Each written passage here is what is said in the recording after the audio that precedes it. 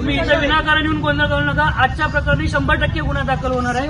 हे सर्व आम्ही व्हिडिओ करून तुमच्यावर गुन्हा दाखल होणार आहे. गाडी इथं लावू नको. अरे तुला बोलू नका साहेब. तू बोलू नको. व्हिडिओ हे व्हिडिओ असं बोलतायत ते. अरे कारवाई करा मला.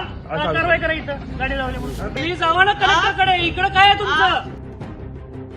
नगर परिषद निवडणुकीनंतर ईव्हीएम मशीन ठेवलेल्या स्ट्रॉंग रूम बाहेर उमेदवारांनी लावलेले सीसीटीव्ही कॅमेरे प्रशासनाने हटवल्याने पेठवडगावात मोठा तणाव निर्माण झालाय. सीसीटीव्ही काढून टाकल्याची माहिती मिळताच उमेदवार आणि नागरिक स्ट्रॉंग रूम बाहेर जमा झाले आणि प्रशासनाला जाब विचारत खोदून प्रश्न विचारले. काही काळ परिस्थिती तणावपूर्ण झाली. आज बुधवारी वार्तांकनासाठी आलेल्या पत्रकारांसह प्रकरणाची चौकशी करण्यासाठी गेलेल्या उमेदवारांना आणि महिला कार्यकर्त्यांना गुन्हा दाखल करू अशी धमकी दिल्याचा आरोप पेठवडगाव पोलिसांवर करण्यात आलाय.